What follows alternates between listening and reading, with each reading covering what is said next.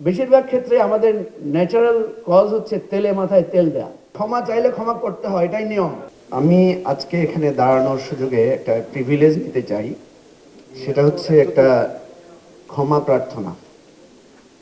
আপনারা জানেন যে আমরা একটা নতুন রাজনীতির নতুন বন্দোবস্তের কথা বলেছিলাম, কিন্তু শেষ তক পুরানো বন্দোবস্তের মধ্যে আমাদেরকে ঢুকে যেতে হয়েছে, এবং এই জন্য আমি নাগরিকদেরকে দায়ী করব না, প্রথমত নিজেদেরকে দায়ী করব যে আপনারা আমাদেরকে ক্ষমা করবেন।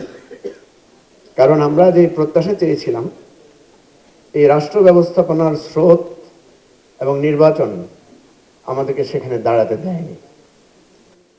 এর জন্য দায়ভার যদি ভাগ করি, তাহলে 60 ভাগ দায় আমাদের মধ্যে আসে, আমরা যারা তরুণ বা তরুণোত্তর জীবনযাপন করছি, নতুন রাজনীতির কথা ভাবছি।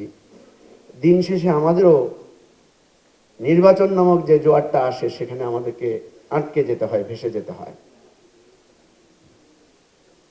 নির্বাচন বাংলাদেশে এমন একটা জিনিস যেটার নতুন রাজনৈতিক দলগুলোর অস্তিত্ব এবং সতীত্বকে বিপর্যস্ত করে ফেলে। যদি আমার কখনো সুযোগ হয় লেখার, তাহলে হয়তো আমি সেটা লিখব। জানি না আমাদের লেখা পড়ার তখন কোনো পাঠক থাকবে কিনা।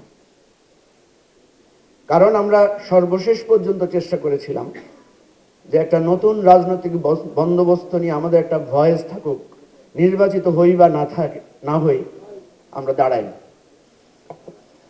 মঞ্জু ভাই, জি, কেন হলো না?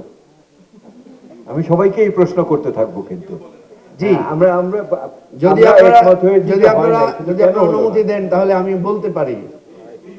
ঠিক আছে? খাবারের পছন্দ ভিন্ন হলেও মজার বেলায় সবাই এক। আমি অনেক প্রবীণ রাজনীতিবিদের সাথে কথা বলেছি। আর মঞ্জু ভাই, এখানে থেকে খসরু ভাই তো আমাকে খুবই বিরক্ত করছেন। প্রত্যেক সময় আমাকে বলছেন আমাকে কি প্রশ্ন করতে হবে।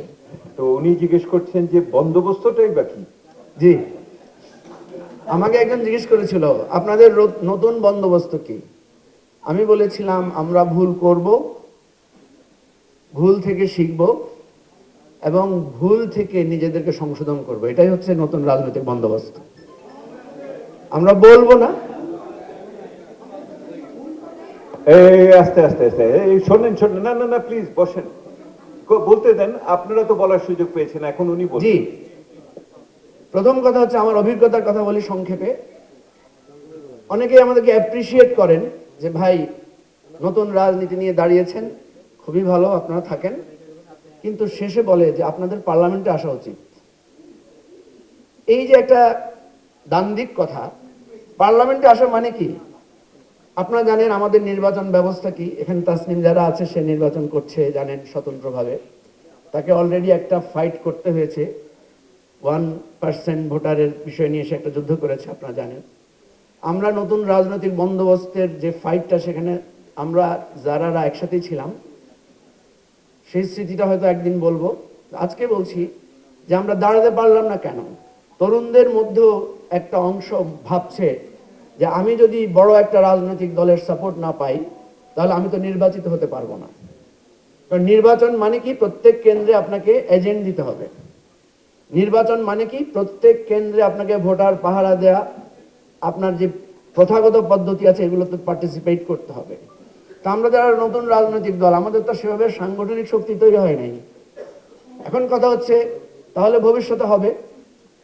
এই যে ভবিষ্যতে হবে, আপনি দেখবেন যদি আমাদের ফেসবুক পোস্টগুলো দেখেন, ম্যাক্সিমাম জায়গায় লোকেরা বুলিং করে যে তোমাদের কি 100টা ভোট আছে, তোমাদের কি কেন্দ্রে এজেন্ট দেওয়ার ক্ষমতা আছে, কয়টা ভোট পাবা, কয়টা লোক আছে তোমাদের। একদিকে প্রত্যাশা, আরেকদিকে অনবরত বুলিং, আরেকদিকে নানা ধরনের টিজিং। এই যে দাঁড়িয়ে থাকার সমস্যাটা, এবং আপনারা জানেন যে এই নির্বাচন এবং রাজনীতির একটা মৌলিক জায়গা হচ্ছে আর্থিক সক্ষমতা। সবাই নতুন রাজনীতিকে সাপোর্ট দিতে চান, রাজনীতির প্রতি প্রত্যাশা ব্যক্ত করেন, কিন্তু নতুন রাজনীতির সাথে সম্পৃক্ত হওয়া, তাদেরকে পৃষ্ঠপোষকতা দেয়া, বেশিরভাগ ক্ষেত্রে আমাদের ন্যাচারাল কজ হচ্ছে তেলে মাথায় তেল দেয়া। তো এই নানা সংকটে দাঁড়িয়ে পৃথিবীতে যত নতুন রাজনীতি হয়েছে, নিশ্চয়ই অনেক ত্যাগ এবং স্যাক্রিফাইসের মধ্যে দিয়ে হয়েছে। কথাগুলো একদম শতভাগ আমি একমত হলাম। বদলাবো কেন? সততা থাকতে হবে। আমি খুব প্র্যাকটিক্যাল একটা উদাহরণ দিচ্ছি। যারা দাঁড়াতে পেরেছে, কেন দাঁড়াতে পেরেছে? তার জন্য মিডিয়া সাপোর্ট আছে, তার একটা ব্যাকগ্রাউন্ড আছে, তার একটা পাঁচ মিশালি একটা অবস্থান আছে। কিন্তু আপনি দেখেন এখানে মনীষা আছে, মনীষা তো ফাইট করেছে অনেকদিন থেকে, কিন্তু মনীষার ক্ষেত্রে কি সেই সাপোর্টটা, সেই পরিস্থিতিটা, সেটা কি তৈরি হয়েছে? হয় নাই। সো আমি যেটা বলছি, আজকে আমরা নানা ধরনের সমস্যা তুলে আনতে, আমরা যখনই কোনো আলোচনায় বসে শুধু সমস্যা নিয়ে আলোচনা করি, কিন্তু সমাধানের পথটা কি? আমি এখানে যে ভোট দিয়েছি সেখানে আমি লিখেছি নতুন সরকারের কাছে একটাই প্রত্যাশা, সেটা হচ্ছে সুশাসন। আপনারা হয়তো অনেক সমস্যার কথা বলেছেন, কারণ একটা রাজনৈতিক দল, ক্ষমাটাকে আপনারা গ্রহণ করেছেন? আপনি কয়টা অপরাধের জন্য ক্ষমা চেয়েছেন? আপনারা গ্রহণ করেন নাই। এটাও একটা অপসংস্কার যে ক্ষমা চাইলে ক্ষমা করতে হয়, এটাই নিয়ম।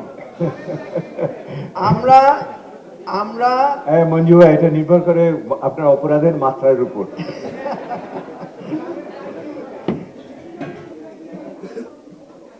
ঠিক আছে, আমাদের অপরাধটা হচ্ছে যে আমরা যে কমিটমেন্ট করেছিলাম যে একটা নতুন রাজনৈতিক বন্দোবস্ত নিয়ে আমরা দাঁড়াবো, বর্তমান এই নির্বাচনের ডামাডোলে আমরা সেটা দাঁড়াতে পারি নাই।